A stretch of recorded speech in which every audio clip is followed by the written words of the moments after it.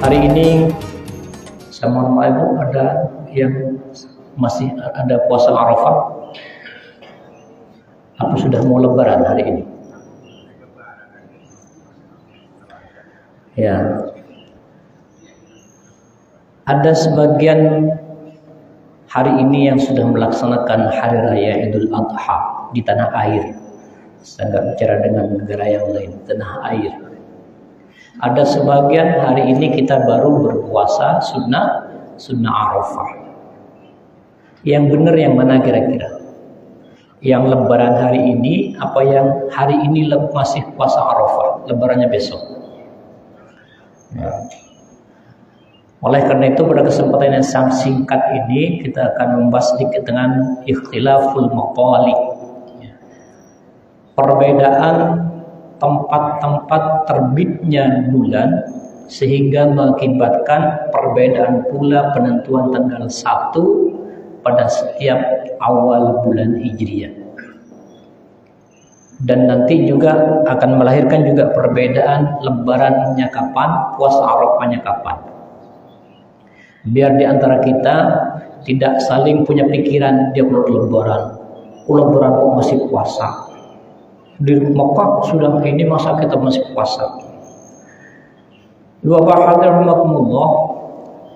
Kalender Hijriyah itu dimulainya ketika matahari terbenam, bulan muncul ke permukaan di atas ufuk atau garis antara pemisah antara langit dan bumi.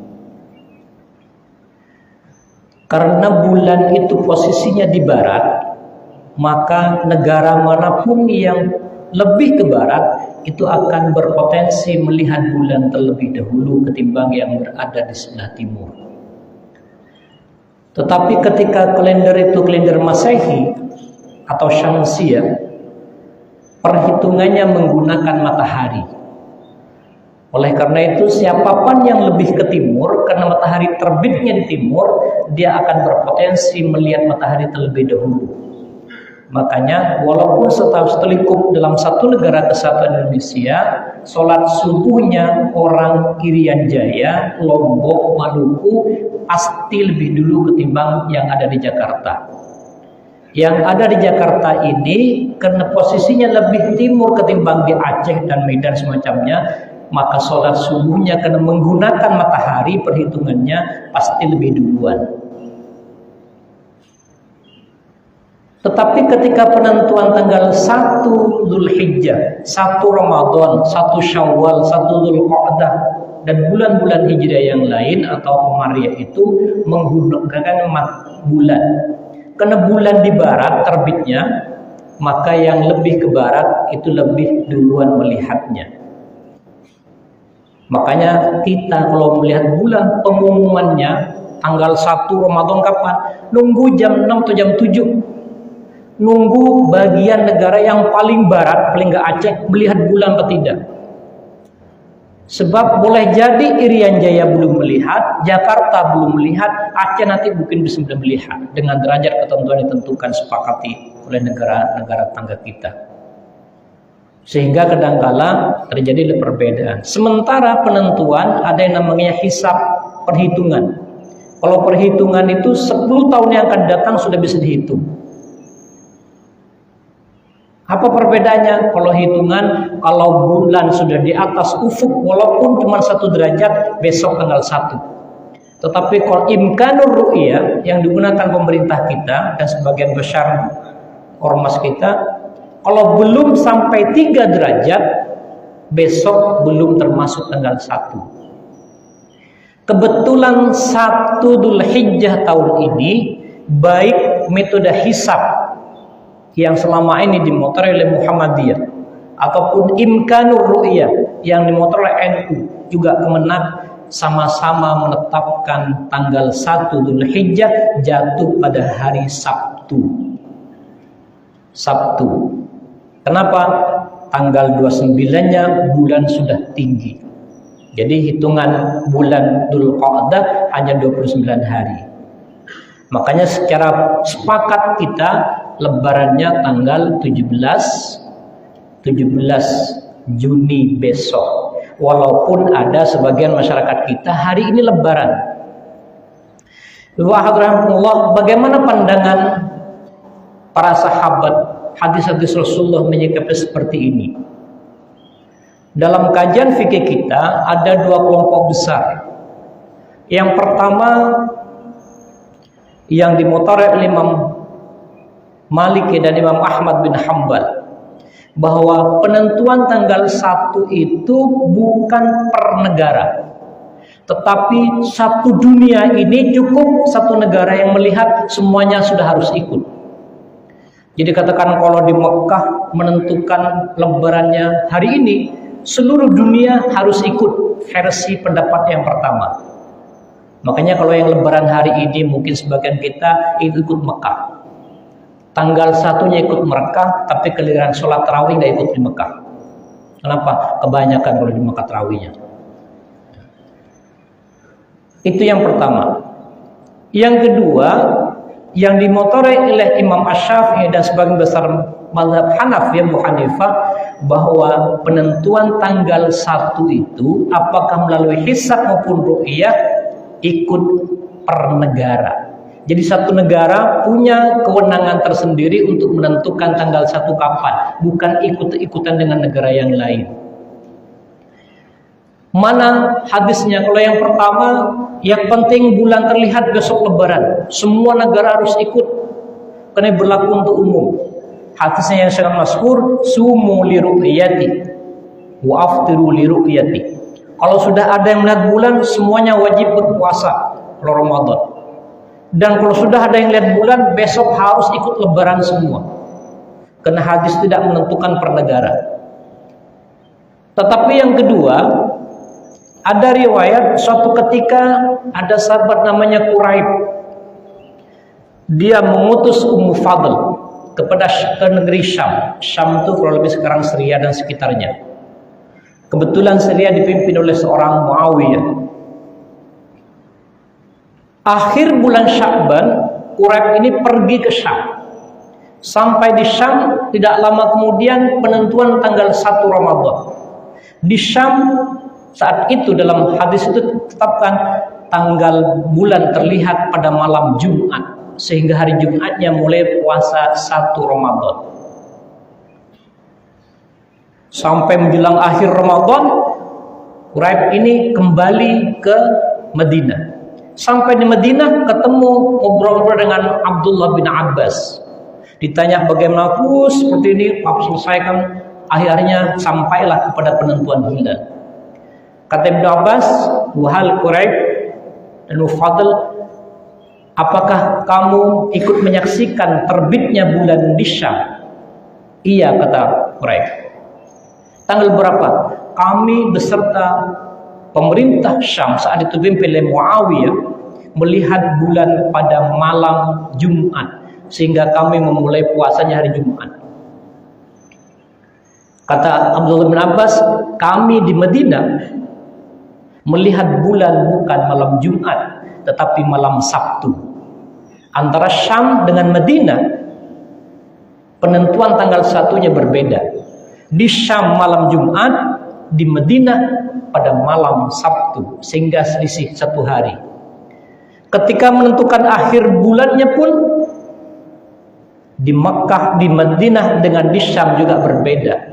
Makanya Quraib dan Ummu Fadl diminta untuk menyempurnakan puasanya ikut orang Madinah, karena dia sudah kembali ke Madinah. Walaupun awal puasanya ikut di Syam, kebetulan saat itu sama-sama 29 hari, dia di Syam 29 hari, orang Madinah 29 hari. Seorang sahabat yang dikirim ke Syam tadi kembali ke Madinah, puasanya sendirian, jadi 30 hari. Kenapa? Lebarannya ikut di Madinah. Apa artinya? Satu negara punya kewenangan untuk menentukan penentuan tanggal 1 termasuk lebaran. Ya, bertanya kepada Ibnu Abbas, Abbas, apakah kita tidak boleh ikut di Syam? Kata Ibnu Abbas, tidak. Hadza ma amarna Rasulullah sallallahu alaihi wasallam. Ini yang kita putuskan sama dengan yang diperintahkan oleh baginda Rasulullah sallallahu alaihi wasallam. Apa artinya? Kau melihat redaksi hadis ini, Rasulullah menginginkan juga bahwa setiap negara itu punya matlak, punya perhitungan terbitnya bulan penentuan tanggal 1 Ramadan, 1 Dzulhijjah, termasuk 10 Dzulhijjah Lebaran sesuai dengan negaranya masing-masing. Sehingga lahirlah hadis yang diriwayatkan oleh Imam Tirmidzi dan Hasan, apa? Anna likulli baladin ru'yatuhu. Menentukan ru'yah itu bukan ikut negara yang lain, tetapi mengikuti setiap negara yang kita laksanakan. Oleh karena itu, melihat perbedaan ini wajar. Kadang-kadang dalam sebuah negara terjadi perbedaan antara satu negara yang lain. Contoh yang sangat konkret antara Indonesia dengan Makkahul Mukarramah. Kenapa berbeda? Mekah dengan Indonesia itu selisihnya 4 jam. Dalam pergerakan 4 jam, mungkin di Indonesia belum terlihat, ketika sudah dilihat di Mekah 4 jam berikutnya, bulan sudah terlihat. Sehingga bisa jadi perbedaan itu terjadi. Dan dalam sejarah mungkin yang pernah kita ketahui, kalau saya dalam mengikuti perkembangan 1 Dzulhijjah sebelum Lebaran, hanya tahun ini antara hitungan hisab Indonesia dengan Mekah berbeda. Kalau tahun-tahun kemarin masuk Lebaran di Mekah sudah Lebaran, masa puasa Arafah. Sekarang semuanya sama, di Mekah sudah Lebaran, kita masih puasa Arafah. Oleh karena itu perbedaan seperti ini kita sikapi. Apa? Yang pertama, saling menghargai satu sama yang lain, karena mereka juga punya dasar. Yang kedua, jangan kita menyalahkan orang lain. Dan yang ketiga, sebisa mungkin kerjakan sesuai dengan keyakinan kita. Apa keyakinan kita? Kalau saya pribadi melihat bulan nggak paham, belajar ilmu falak juga sulit, menentukan derajat sulit, ikutilah ya yang menjadi punya wewenang. Siapa itu? Pemerintah yang diwakili kemenang kita. Kita ikutnya lebih aman. Lebih aman. Itu yang pertama. Jadi insya Allah dengan perbedaan ini, karena di Indonesia itu ijtima atau kesepakatan kita juga adalah besok Lebaran, hari ini kita disunnahkan puasa Arafah. Apa puasa Arafah? Puasa yang dilaksanakan 1 hari sebelum hari raya Idul Adha atau tanggal 9 Dzulhijjah. Ya, boleh kebetulan dengan di Mekah mungkin sedang wukuf, atau tidak kebetulan di Mekah sudah tidak wukuf. Kenapa puasa Arafah? Puasa Arafah itu kata Rasulullah ketika ditanya tentang shaumi yaumil Arafah. Kalau Rasulullah ditanya tentang puasa Arafah, apa kata Rasulullah? Tukaffiru sanatain. Satu puasa 1 hari bisa sanggup menghapus 2 tahun dosa-dosa kita yang kecil dan kepada Allah. Ingat, yang dihapus dosa-dosa kecil kita kepada Allah. Dosa kecil kita kepada tetangga, kepada orang lain, tidak ada kaitannya dengan puasa Arafah.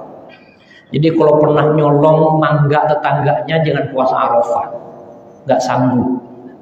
Pernah usil suudzon, ya, buruk sangka pada tetangga, ya Allah dengan puasa, kata Allah salah alamat.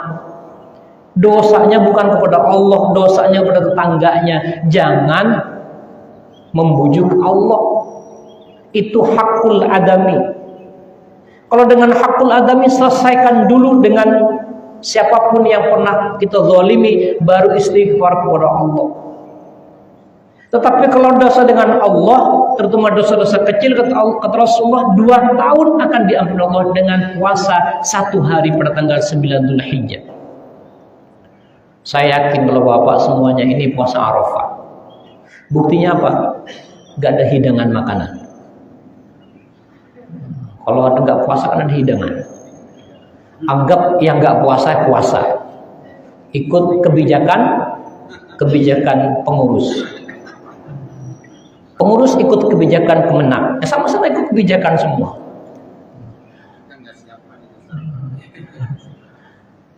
Puasa Arafah. Madiyatan wa mustaqbalatan, 1 hari yang 1 tahun yang lalu dan 1 tahun yang akan datang. Apa artinya? Mungkin sejak bulan Dzulhijjah tahun yang lalu 1444 sampai Dzulhijjah tahun ini, dosa-dosa kecil kita dengan puasa yang ikhlas karena Allah di hari ini, puasa Arafah, Allah ampuni dosa-dosa kecil kita. Wa mustaqbalatan, dan 1 tahun yang akan datang.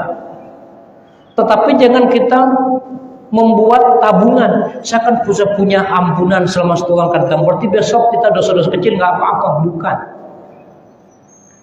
Insya Allah puasa Arafah yang terlaksanakan hari ini akan menjadi perisai, junnah, menjadi tameng agar kita tahu 1 tahun ke depan minimal terhindar dari perbuatan dosa kecil kita kepada Allah Subhanahu wa taala, apalagi yang besar. Sehingga puasa Arafah ini sudah menutup yang lalu, dan insya Allah juga tidak memberikan ruang kepada tahun yang akan datang untuk berbuat dosa. Walaupun masih kedangkala tergelincir, ya ikuti dengan istighfar.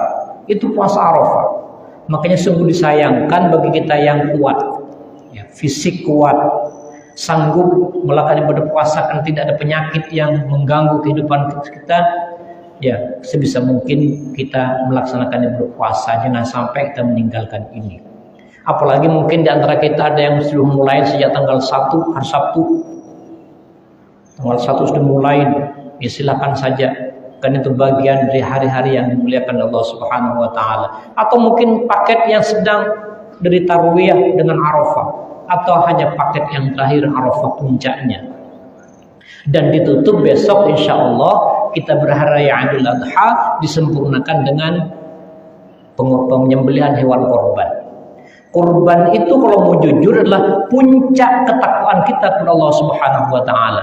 Tidak ada perjuangan yang seberat menyembelih hewan korban. Karena dalam sejarahnya, baik itu bagaimana peristiwa Habil dan Qabil, bagaimana dengan peristiwa Ismail, Ibrahim, Nabi Ibrahim dan Hajar, semuanya perjuangan dan nilai ketakwaan kepada Allah Subhanahu wa taala. Makanya boleh saya katakan kurban puncak nilai ketakwaan kita kepada Allah Subhanahu wa taala. Yang pertama, lihat Ibrahim. Kalau kita mungkin punya anak sayangan, jangankan untuk disembelih, Pak. Suruh masukin ke pondok yang jauh, tidak boleh tengok, mungkin sampai 20 tahun, orang tua mungkin nggak tega.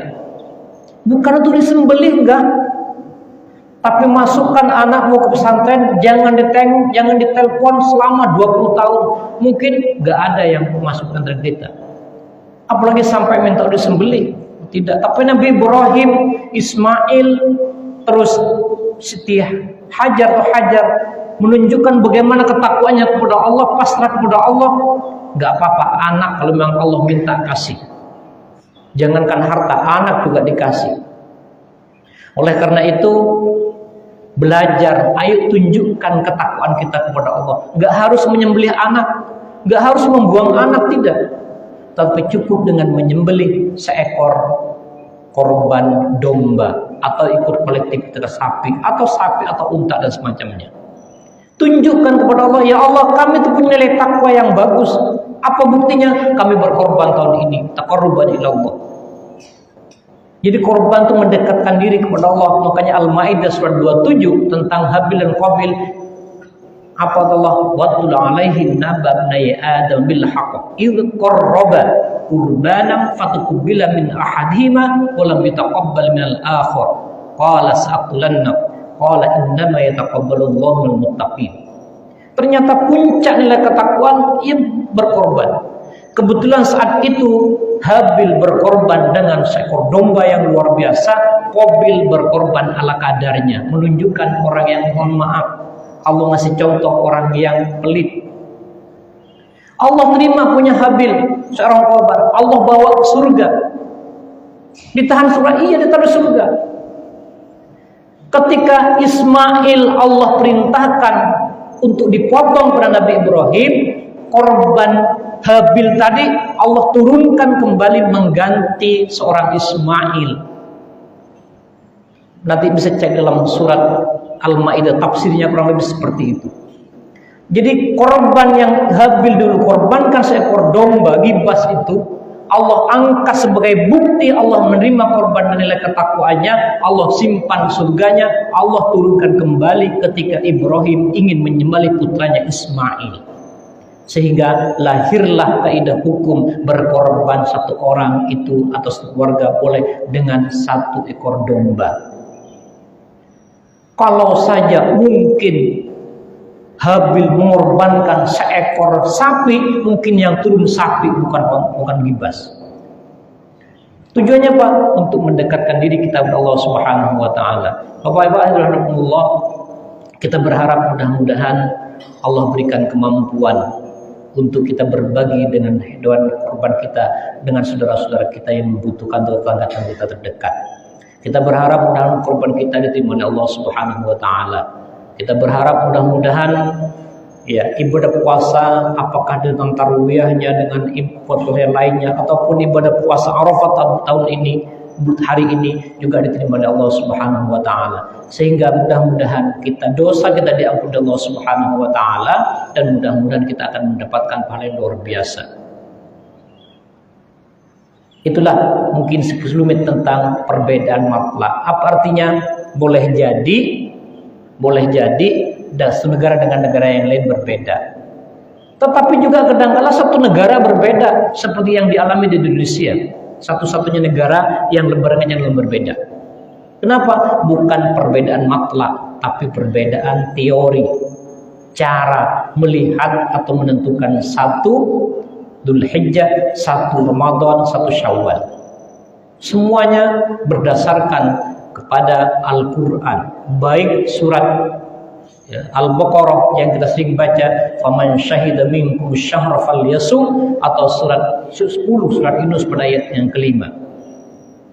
Apa artinya? Semuanya bagi kita yang tidak paham, yang pertama jangan mudah menyalahkan orang lain. Yang kedua paling aman ikutilah pemerintah atau memang siapapun yang memang bisa dipercaya. Tidak harus melihat negara Malaysia. Insya Allah Malaysia dengan kita selalu bersama. Malaysia, Brunei, Singapura itu insya Allah selalu sama. Kenapa? Mereka punya kesepakatan bersama ketika merayakan Ru'yatul Hilal. Ya. Tapi dengan negara yang lain mungkin berbeda. Contoh pun berbeda, Syam Syria saja dengan Madinah saat itu sudah berbeda. Apalagi kita dengan Mekah yang jaraknya jauh lebih ketimbang mereka. Itulah mungkin sementara pengantar diskusi kita, ya.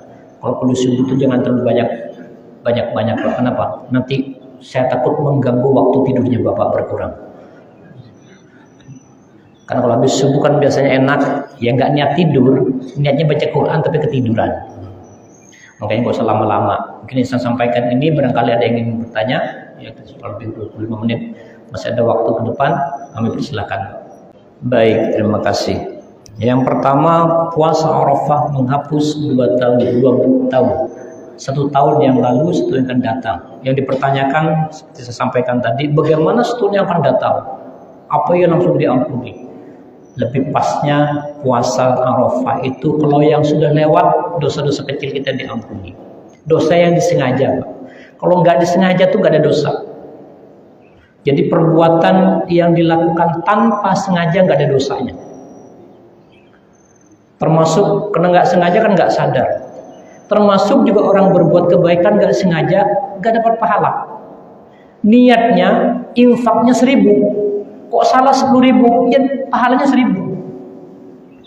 Niatnya 1000, pas nyampe rumah ya hilang yang 10.000. Ya niat pahalanya 1000, walaupun yang dikeluarin 10.000. Makanya jangan niat-niat. Pokoknya yang ada saya infakkan semua. Pas kebetulan 1000, alhamdulillah sampai rumah ternyata yang 10.000 masih utuh. Ya. Kenapa? Ada kesengajaan. Yang nggak disengaja, orang tidur kok ngego apa ya? Berbicara tanpa sadar, ngaji sampai 1 juz, ya nggak dapat pahala. Kenapa nggak sadar? Nggak disengaja. Yang disengaja itulah yang mengakibatkan dosa. Jadi yang diampuni adalah yang disengaja itu. Yang disengaja itu, yang nggak sengaja, nggak dosa, termasuk ya nggak perlu diampuni. Itu yang lalu. Yang akan datang mungkin lebih pasnya puasa itu menjadi tameng, menjaga diri kita agar tidak berbuat dosa-dosa kecil ke depannya. Maka sampaikan, jangan sampai kita, saya kan puasa Arafah, besok enak dong. dosa kecil nggak apa-apa, udah diampuni. Itu namanya disengaja berbuat dosa, ya tidak akan diampuni. Jadi tamim, itu yang pertama. Yang kedua, korban itu kan ada persyaratannya, ada waktunya. Yang pertama hewan. Kalau kita paham, nitip aja sama pengurus di panitia, biar diberi korban yang sudah memenuhi syarat. Kalau kambing gibas itu 6 bulan ke atas, 6 bulan sudah boleh kambing gibas. Tapi kalau kambing Jawa 6 bulan belum cukup untuk berkorban, nanti setahun berikutnya. Sapi 2 tahun, atau kalau bahasa orang Jawa opak. Opak itu sudah giginya rontok, lepas, 2 tahun. Kalau onta umurnya 5 tahun. Jadi yang dilihat bukan besarnya. Kemarin ada kambing murah, sapi murah nih, masih muda, giginya udah tumbuh semua. Saya bilang, saya nggak nyari sapi yang giginya tumbuh, yang sudah opak. Baik sudah tumbuh lagi maupun belum tumbuh lagi. Itu standarnya 2 tahun sapi. Kalau unta itu 5 tahun. Bagaimana kita belum mampu buat itu? Ya, apakah ada amalan atau perbuatan yang setara dengan korban? Ada. Bersedekah dengan apapun yang kita miliki, apakah dengan ayam ataupun dengan apapun yang kita miliki, ya insya Allah juga akan mendapatkan pahala. Tapi pahalanya sedekah. Kebetulan di bulan 10 hari pertama ini kan pahalanya luar biasa, sama dengan jihad fisabilillah, sama dengan orang yang mati syahid. Apakah dipotong atau enggak? Ya silakan, mau dipotong boleh, dimasak nanti buat makan panitia. Gak ada ayam, ntar kenapa kalau melihara ya kita bau? Gak usah, kapannya ayam, ambil duit, beli buah, nanti berikan kepada orang yang bekerja untuk memotong hewan korban. Oh buah mahal, apa yang punya air? Bawa air, apapun yang kita miliki, ya lakukan. Terutama 10 hari pertama di bulan Dzulhijjah, kata Rasulullah, pahalanya sama dengan orang yang berjihad di jalan Allah dan gugur sebagai syuhada Allah yang mati syahid. Jadi berbuat kebaikan tidak harus menunggu kita punya harta banyak. Tetapi yang punya harta kalau tidak berkorban, ya sebagai penutup mungkin apa ancaman Rasulullah dengan redaksi yang hampir sama. Yang pertama, ngapain kata Rasulullah berbondong-bondong datang ke masjid, ke musola, sholat, kalau dia punya kemampuan nggak berkorban. Itu masih lumayan Pak. Apa artinya? Ternyata datang ke masjid itu nilainya jauh dibandingkan dengan berkorban.